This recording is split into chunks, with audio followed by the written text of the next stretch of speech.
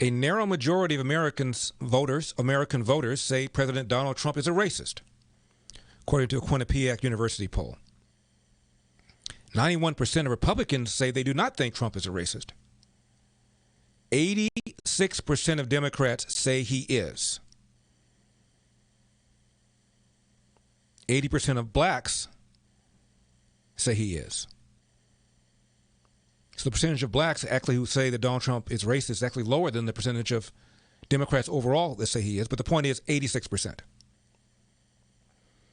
Now, to me, this isn't so much about what it says about how people feel about Donald Trump, although clearly it says that, but about what they think about their fellow American citizen. You believe that half the country pulled a lever for somebody who is a racist. A racist who presided over the best economy ever for black Americans. A racist who signed the First Step Act that so far has allowed over 5,000 mostly men to have their lengthy, nonviolent, drug-related offenses reconsidered, reduced an average of 75 months. A racist who pardoned Alice Johnson, who was convicted of a serious drug offense but nonviolent. He commuted her sentence. He pardoned Jack Johnson, the first black heavyweight champion, who was convicted of violating a law that forbade the transportation of women across state lines for, quote, illicit purposes, close quote. In other words, he had white women. Guy who's put funding for historically black colleges on a permanent basis for the next 10 years. Guy who supports so-called opportunity zones, lowering taxes and regulations in areas that are distressed to spark economic activity. He's doing something or did something about illegal immigration. I played you the excerpt from the Harvard economist George Borjas, who says that illegal immigration has winners and losers, and a big loser are workers, unskilled workers, who compete for jobs they would otherwise hold and who have to endure pressure, downward pressure on their wages. And Donald Trump supports vouchers, K through 12, something that polls show majority of black and brown urban parents support, but the Democratic Party absolutely does not. If he's a racist, he needs to go back to racism school. Yet again, according to this Quinnipiac poll, 86% of Democrats say Donald Trump is a racist. Which means that half the country does not have a great deal of affection for the judgment of the other half.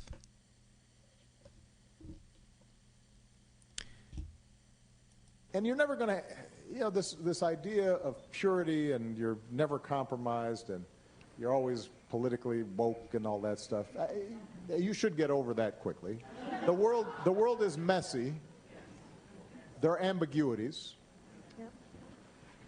People who do really good stuff have flaws. People who you are fighting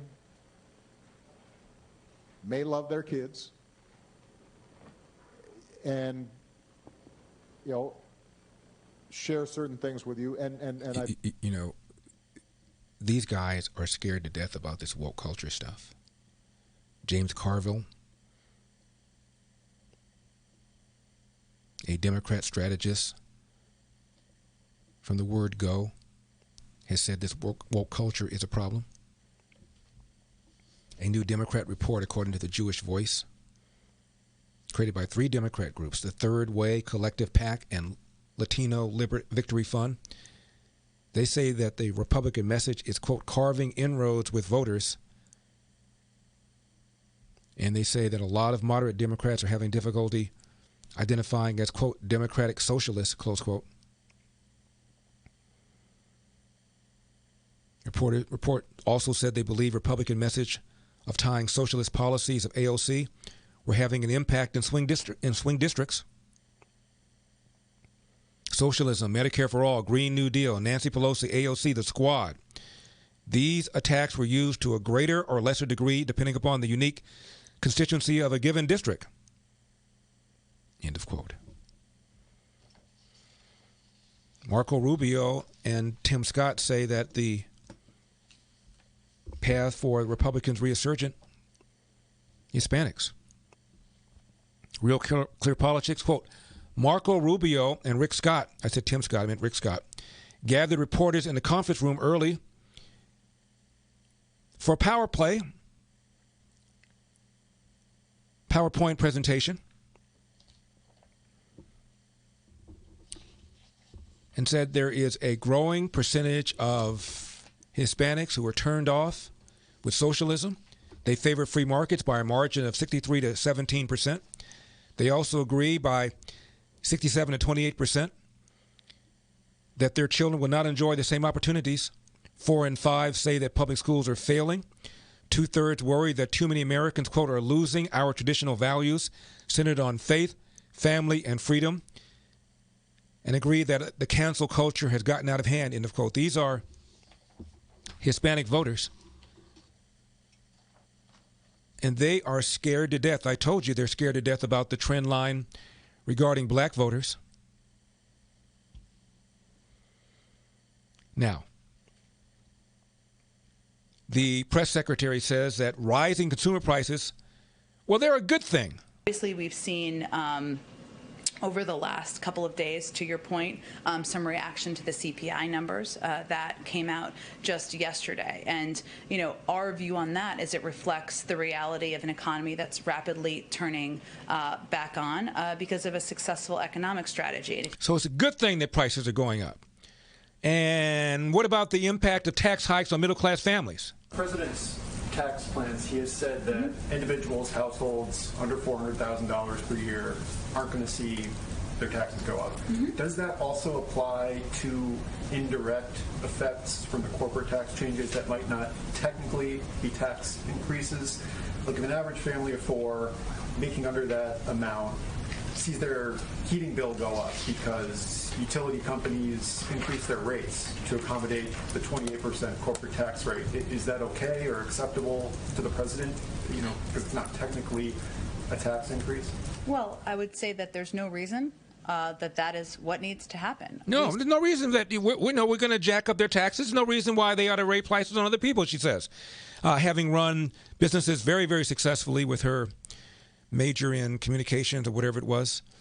Steve Ratner was Obama's car czar, and he is acknowledging that the $300 a week may play a role in discouraging people from looking for work. And I do suspect, although they haven't really said it, quite frankly, that the Biden administration is aware that the difference in how these states behaved is what could well affect levels of employment. And I do think... No, they haven't. Joe Biden says that there's no evidence whatsoever. President, do you believe enhanced unemployment benefits had any effect on diminishing a return to work in some categories? No, nothing measurable. Chuck Schumer. The president says it keeps people from working. They want to cut it. The evidence shows that's not the case. That belittles the American people. Americans want to work, but with 10, 11% unemployment, you can't find the job. And I do suspect, although they haven't really said it, quite frankly, that the Biden administration is aware that the difference in how these states behaved is what could well affect levels of employment. And I do think, look, anecdotally, I talk to it could well, and I talk to people who run businesses, and they tell me this. Businessmen all day, every day, pretty much. And to a person, they will tell you it is really hard to find people, and they're having to cut back on some of their sales and production. Listen to what Joe Biden says. President, do you believe enhanced unemployment benefits had any effect on diminishing a return to work in some categories? No. I'm Larry Elder.